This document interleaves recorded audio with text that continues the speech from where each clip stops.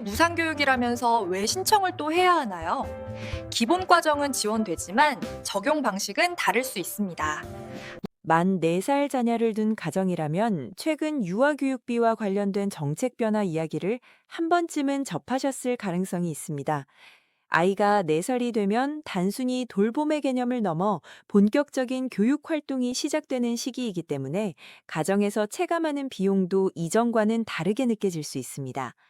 3살까지는 보육 중심이었다면 4살부터는 교육 프로그램 비중이 늘어나고 기관별 특성에 따라 특별 활동이나 체험 활동이 본격적으로 포함되는 경우가 많습니다.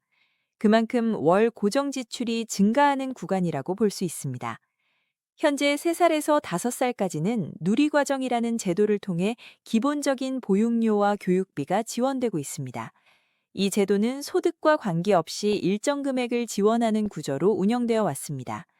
그러나 실제 현장에서는 같은 나이의 아동이라도 어느 기관을 이용하느냐에 따라 부모가 체감하는 부담은 적지 않은 차이를 보여왔습니다. 국공립 어린이집을 이용하는 경우에는 비교적 자부담이 낮은 편이지만 사립 유치원이나 민간 어린이집을 이용하는 경우에는 기본 지원금 외에 추가 비용이 발생하는 사례가 많습니다. 예를 들어 특별활동비, 방과 후 과정비, 차량 운행비, 교재비, 현장학습비 등 기관 운영 방식에 따라 별도로 책정되는 경우가 있습니다. 이 비용이 매달 누적되면 월 수십만 원 수준까지 올라가는 가정도 있습니다. 부모 입장에서는 기본 지원이 있다고 하더라도 실제 통장에서 빠져나가는 금액이 적지 않게 느껴질 수밖에 없습니다. 이러한 부담을 줄이기 위해 만 4살 아동에 대한 지원을 보다 강화하려는 방향이 논의되고 있습니다. 이는 단순히 특정 연령을 위한 일회성 조치라기보다는 유아기 전반에 대한 공적 책임을 확대하려는 흐름 속에서 이해할 수 있습니다. 최근 몇 년 동안 저출생 문제가 심각한 사회적 과제로 떠오르면서 양육 부담을 줄이기 위한 정책들이 단계적으로 보완되어 왔습니다. 유아교육비는 가계 지출에서 차지하는 비중이 적지 않기 때문에 이 부분이 조정될 경우 체감 변화도 비교적 분명하게 나타날 수 있습니다. 다만 여기에서 한 가지 오해하기 쉬운 부분이 있습니다. 무상교육이라는 표현이 사용되면 모든 비용이 완전히 없어지는 것으로 생각하기 쉽지만 실제 제도 구조는 그렇게 단순하지 않을 가능성이 있습니다. 기본 교육과정에 해당하는 운영비는 공적 재원으로 지원되더라도 선택 활동이나 추가 프로그램은 일부 자부담이 남을 수 있습니다. 다시 말해 기본 틀은 지원되지만 선택에 따른 추가 비용은 기관별로 다를 수 있다는 의미입니다. 특히 만 4살은 아이가 다양한 활동에 관심을 보이기 시작하는 시기입니다. 음악 활동, 체육 수업, 영어 프로그램 등 여러 선택 활동이 포함되는 경우가 많습니다. 부모로서는 아이에게 도움이 될 것이라고 판단되면 이러한 프로그램을 선택하게 되는데 이때 발생하는 비용이 부담으로 이어질 수 있습니다. 만약 기본 지원 범위가 확대된다면 이러한 비용 일부가 경감될 가능성이 있습니다. 월 기준으로 보면 몇만 원 차이일 수 있지만 이를 1년으로 계산하면 적지 않은 금액이 됩니다. 또한 가정의 상황에 따라 체감 효과는 다르게 나타날 수 있습니다.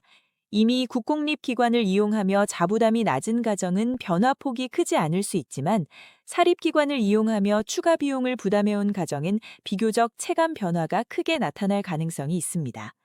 따라서 우리 가정이 현재 어떤 구조 속에 있는지 먼저 이해하는 것이 중요합니다. 여기에서 한 걸음 더 생각해 볼 부분은 행정 절차입니다. 기본 보육료 지원은 대부분 자동으로 적용되지만 연장 보육이나 일부 추가 지원은 보호자가 신청해야 하는 경우도 있습니다. 신청 시기를 놓치거나 관련 서류를 준비하지 못하면 지원이 다음 달로 미뤄질 수 있습니다. 이런 부분은 사전에 확인해 두는 것이 도움이 됩니다. 결국 만 4살 무상교육 확대는 단순히 정책 뉴스로 끝나는 사안이 아니라 가정의 월 지출 구조와 직접 연결되는 문제입니다. 우리 아이가 다니는 기관의 월 총 비용이 얼마인지, 그중에서 공적 지원이 차지하는 금액이 얼마인지, 추가 선택 활동 비용은 어느 정도인지 한번 정리해 보는 것이 필요합니다.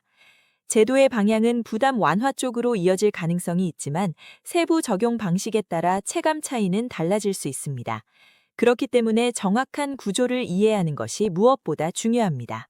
먼저 만 4살 무상교육 확대를 이해하려면 지금 운영 중인 유아교육 지원이 어떤 구조로 돌아가는지부터 정리할 필요가 있습니다.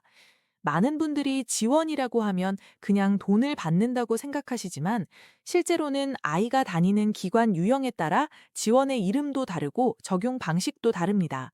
그래서 기본 개념을 한 번만 제대로 잡아두면 이후에 제도가 바뀌더라도 헷갈릴 일이 훨씬 줄어듭니다. 유아교육기관은 크게 어린이집과 유치원으로 나뉩니다. 어린이집은 보육 중심, 유치원은 교육 중심이라는 차이가 있고 담당 부처도 다르게 운영됩니다. 어린이집은 보건복지부 쪽 제도로 관리되는 경우가 많고 유치원은 교육부와 교육청 중심으로 운영되는 구조입니다. 이 차이 때문에 같은 만 4살 아동이라도 어린이집을 다니는지 유치원을 다니는지에 따라 지원금이 들어오는 방식과 확인해야 할 서류, 신청 과정이 다를 수 있습니다. 현재 3살에서 5살은 누리과정 지원이 적용되는 연령대로 알려져 있습니다. 다만 누리과정이라는 이름은 주로 유치원 쪽에서 많이 들리기 때문에 어린이집을 이용하는 보호자분들은 나는 누리과정이랑 상관이 없다고 생각하실 때가 있습니다.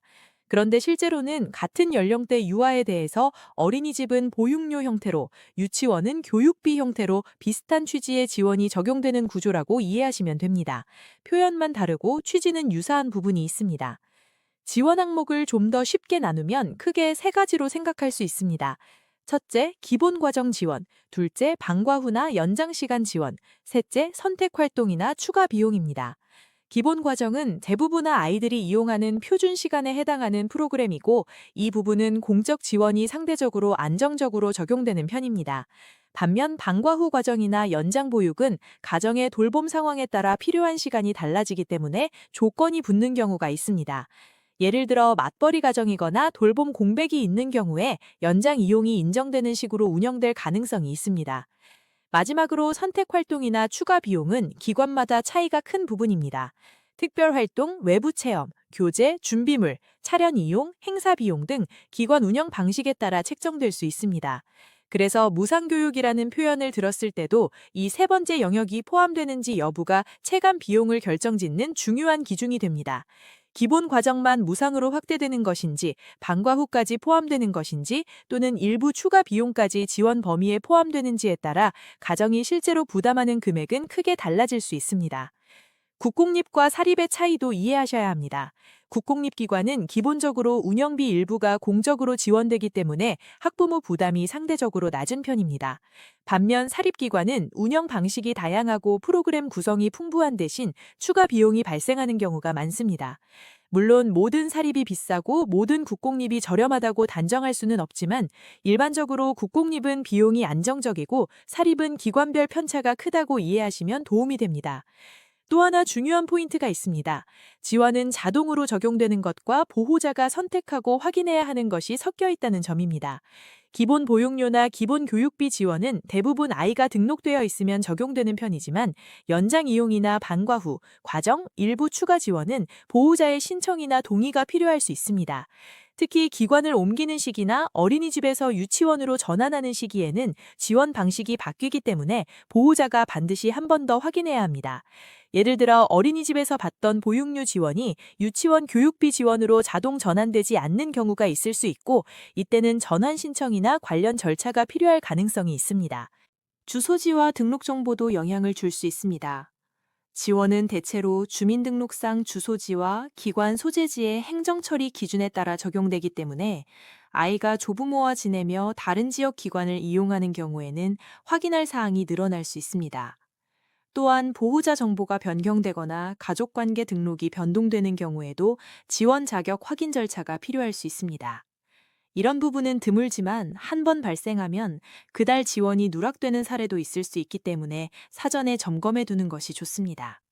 지방자치단체별로 추가 지원이 있는지도 같이 살펴보는 것이 도움이 됩니다.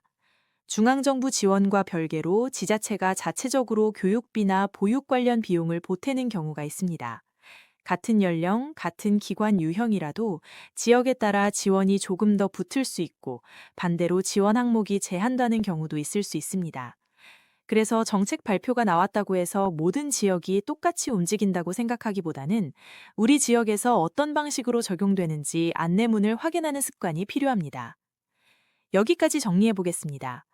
만 4살 무상교육 확대를 정확히 이해하려면 첫째, 우리 아이가 어린이집인지 유치원인지, 둘째, 국공립인지 사립인지, 셋째, 기본 과정과 연장 이용, 선택 활동 비용이 어떻게 구성되어 있는지 이 세 가지를 먼저 파악하는 것이 중요합니다. 이 구조를 알고 나면 지원이 확대될 때 어느 부분에서 부담이 줄어들 수 있는지 보다 현실적으로 판단할 수 있습니다. 이제부터는 실제 가정에서 어떤 변화가 나타날 수 있는지 보다 구체적인 상황을 나누어 살펴보겠습니다. 같은 만 4살 아동이라도 가정의 형태와 이용 기관, 돌봄 시간에 따라 체감 효과는 상당히 다르게 나타날 수 있습니다. 그래서 몇 가지 대표적인 경우를 예로 들어 설명드리겠습니다. 먼저 맞벌이 가정을 생각해 보겠습니다. 부모 모두 근로를 하고 있어 아이가 기본 교육 과정 이후에도 연장 보육이나 방과 후 과정을 이용하는 경우입니다. 이런 가정은 기본 지원 외에 추가 시간에 대한 비용을 부담하고 있을 가능성이 높습니다. 만약 만 4살 무상교육 확대가 기본 과정뿐 아니라 일정 범위의 방과 후 과정까지 포함하는 구조라면 맞벌이 가정은 체감 변화가 비교적 크게 나타날 수 있습니다. 예를 들어 현재 기본 지원을 제외하고 월 30만 원에서 40만 원 정도를 부담하고 있다면 지원 단가 인상이나 범위 확대에 따라 그 부담이 절반 수준으로 줄어들 가능성도 있습니다. 다만 연장 이용 시간과 신청 요건에 따라 실제 적용 금액은 달라질 수 있습니다. 다음으로 외벌이 가정을 살펴보겠습니다. 외벌이 가정의 경우 기본 교육 과정 중심으로 이용하는 경우가 많고 연장 이용 시간이 길지 않을 수 있습니다. 이런 경우 이미 기본 지원이 적용되고 있다면 체감 변화는 맞벌이 가정보다 상대적으로 작게 느껴질 수 있습니다. 그러나 사립기관을 이용하면서 특별 활동을 여러 개 선택하고 있다면 지원 범위가 확대될 경우 일부 비용이 줄어들 수 있습니다. 특히 특별 활동 비중 일부가 기본 과정에 포함되거나 지원 항목으로 편입될 경우 월 기준으로 몇만 원 이상의 차이가 발생할 수 있습니다. 조부모가 손주를 돌보고 있는 가정도 별도로 살펴볼 필요가 있습니다. 부모가 타 지역에서 근무하고 아이는 조부모와 함께 거주하는 경우 주소지와 실제 양육지가 다른 상황이 발생할 수 있습니다. 이때 지원 자격은 주민등록상 주소지 기준으로 적용되는 경우가 많기 때문에 행정 절차를 정확히 확인해야 합니다. 만약 주소 이전이나 보호자 변경 신고가 필요한 상황인데 이를 놓친다면 지원이 지연될 가능성도 있습니다. 무상교육 확대가 적용되더라도 이러한 기본 행정 요건을 충족해야 혜택을 온전히 받을 수 있습니다. 이제 기관 유형별 차이를 조금 더 구체적으로 비교해 보겠습니다. 국공립 어린이집을 이용하는 경우는 기본적으로 자부담이 낮은 편입니다. 이미 운영비 일부가 공적으로 지원되고 있기 때문에 추가 확대가 이루어지더라도 월 수만 원 수준의 차이로 체감될 가능성이 있습니다. 반면 사립 유치원이나 민간 어린이집은 프로그램 구성이 다양하고 선택 활동이 많은 경우가 많습니다. 이 경우 기본 지원이 확대되면 실질 부담이 눈에 띄게 줄어들 수 있습니다. 예를 들어 현재 월 50만 원 수준을 납부하고 있다면 지원 확대 후 30만 원 이하로 낮아질 가능성도 배제할 수 없습니다. 물론 기관별로 비용 구조가 다르기 때문에 일률적으로 단정할 수는 없습니다. 조금 더 현실적인 계산을 해보겠습니다. 한 가정에서 월 총 교육 관련 비용이 40만 원이라고 가정하겠습니다. 그중 공적 지원이 20만 원 적용되고 있다면 실 부담은 20만 원입니다. 만약 지원 단가가 10만 원 추가로 인상된다면 실 부담은 10만 원으로 줄어듭니다. 월 기준 10만 원 차이는 1년이면 120만 원입니다.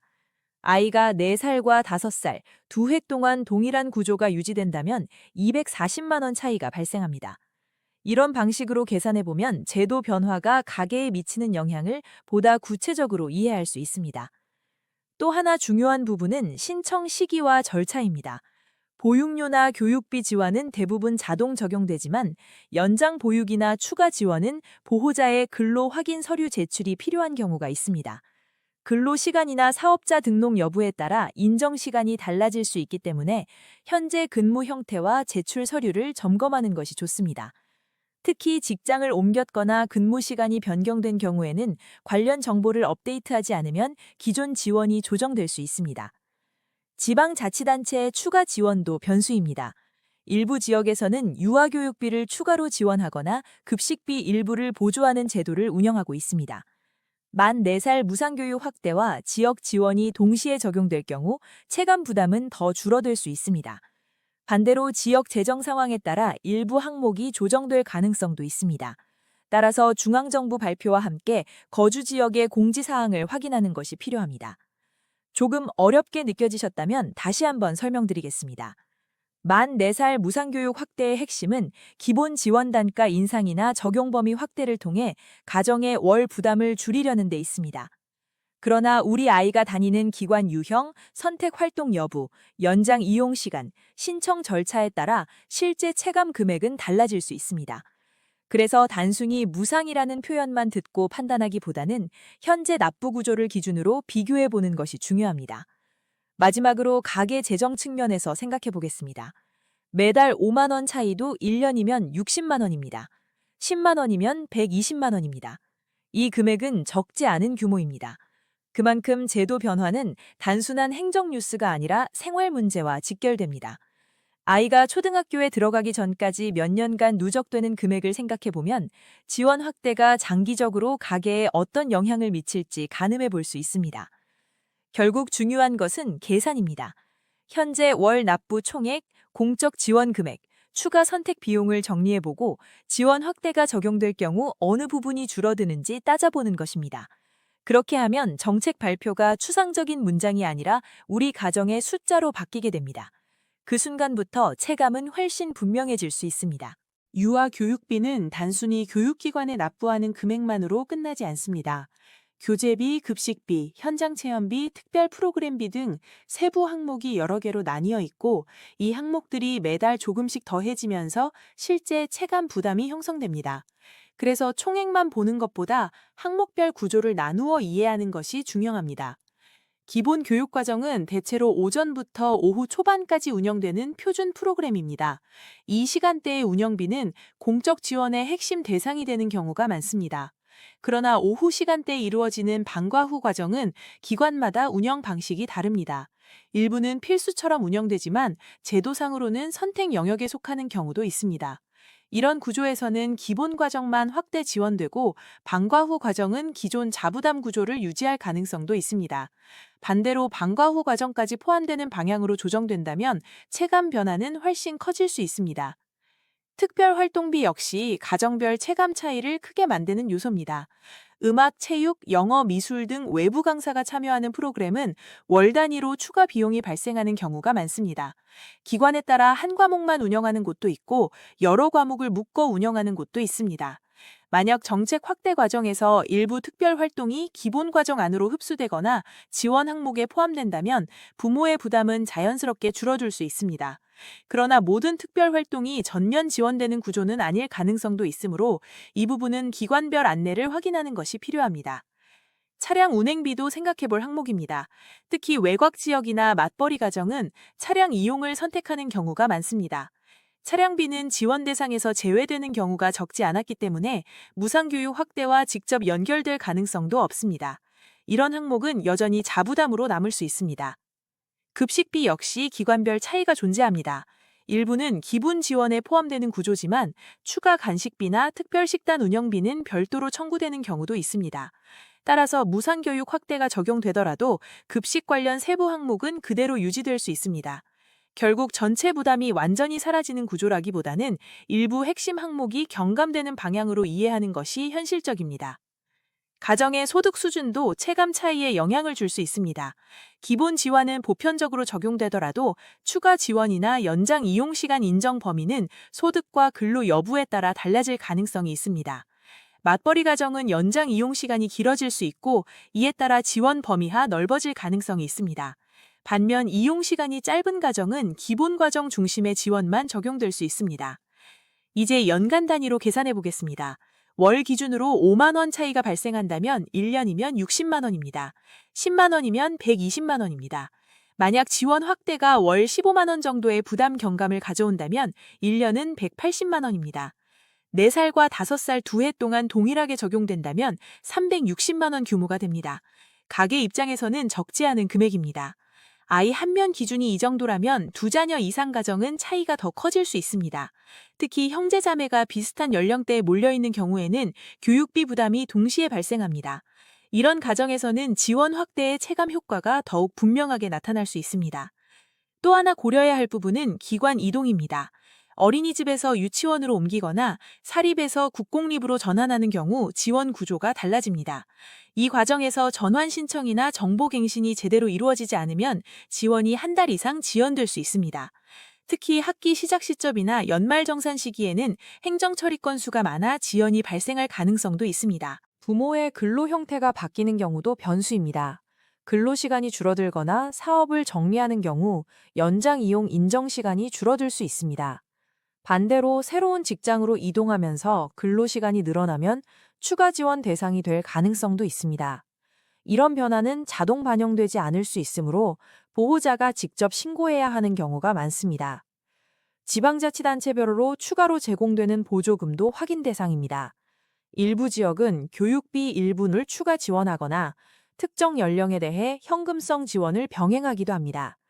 만약 중앙정부 지원 확대와 지자체 지원이 동시에 적용된다면 체감 경감폭은 더 커질 수 있습니다. 지금 말씀드린 핵심은 이겁니다. 만 4살 무상교육 확대는 단순히 한 줄짜리 뉴스가 아니라 가정의 실제 월 납부 구조를 다시 계산해 보아야 할 사안이라는 점입니다. 현재 총 납부액에서 기본 지원을 제외한 실부담이 얼마인지 먼저 확인하고 확대 적용 시 어느 항목이 줄어드는지 비교해보면 정책의 의미가 보다 분명해집니다. 교육비는 한 번 줄어들면 그 효과가 매달 반복됩니다. 그래서 작은 차이도 장기적으로는 큰 차이로 이어질 수 있습니다. 가계 재정에서 교육비가 차지하는 비중이 높을수록 이러한 변화는 더욱 중요하게 작용합니다. 무상이라는 표현에만 기대기보다는 실제 숫자를 통해 판단하는 것이 가장 정확한 방법입니다. 지금까지 만 4살 무상교육 확대의 배경과 현재 지원 구조, 그리고 가정별로 달라질 수 있는 체감 차이까지 정리해드렸습니다. 정리해보면 핵심은 한 가지입니다. 무상이라는 표현 자체보다 우리 가정의 실제 납부 구조가 어떻게 되어 있는지를 정확히 아는 것이 더 중요하다는 점입니다. 기본 보육료와 교육비는 이미 일정 부분 지원되고 있었고, 이번 확대가 적용되면 그 지원 범위나 단가가 조정될 가능성이 있습니다. 다만 모든 항목이 한 번에 사라지는 구조라기보다는 기본 과정 중심으로 부담이 줄어들 가능성이 높습니다.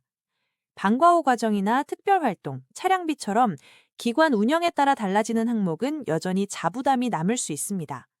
결국 체감 금액은 기관 유형과 이용 시간, 신청 여부에 따라 달라질 수 있습니다. 그래서 가장 먼저 하셔야 할 일은 우리 아이가 다니는 기관의 월 총 납부 내역을 정리하는 것입니다. 기본 과정 비용이 얼마인지, 방과 후 과정은 얼마인지, 특별활동비와 기타 비용은 어느 정도인지 구분해 보시기 바랍니다. 그 다음 현재 적용되고 있는 공적 지원 금액을 확인해 보시면 됩니다. 이렇게 두 숫자를 비교해 보면 실제 부담 구조가 명확해집니다. 그 다음으로는 신청이 필요한 항목이 있는지 점검하는 것이 좋습니다. 연장 보육이나 근로 확인이 필요한 지원은 기한을 놓치지 않는 것이 중요합니다. 주소지 변경이나 기관 이동이 예정되어 있다면 미리 확인해 두는 것이 도움이 됩니다. 작은 절차 하나가 한 달 지원 차이로 이어질 수 있기 때문입니다. 지금 말씀드린 핵심은 이겁니다. 정책은 부담을 줄이는 방향으로 설계될 가능성이 있지만 실제 혜택의 크기는 우리 가정이 얼마나 정확히 확인하고 적용하느냐에 따라 달라질 수 있습니다. 숫자를 직접 계산해보면 막연했던 뉴스가 현실적인 판단 자료로 바뀝니다. 월 몇만 원 차이라도 1년이면 수십만 원, 몇 년이면 수백만 원이 될 수 있습니다. 가정의 재정 계획은 거창한 결단보다 작은 점검에서 시작됩니다. 아이 교육비는 정기적으로 반복되는 지출이기 때문에 한 번 구조를 파악해두면 이후에도 안정적으로 관리할 수 있습니다. 만 4살 무상교육 확대가 우리 가정에 어떤 의미가 있는지 차분히 따져보고 필요한 절차가 있다면 미리 준비해두시기 바랍니다. 오늘 영상 유익하셨다면 구독과 좋아요, 알림 설정 부탁드립니다. 더 알고 싶은 정보나 궁금한 점은 댓글로 남겨주세요. 제가 대신 꼼꼼하게 찾아서 다음 영상으로 만들어 오겠습니다. 오늘도 시청해주셔서 감사합니다.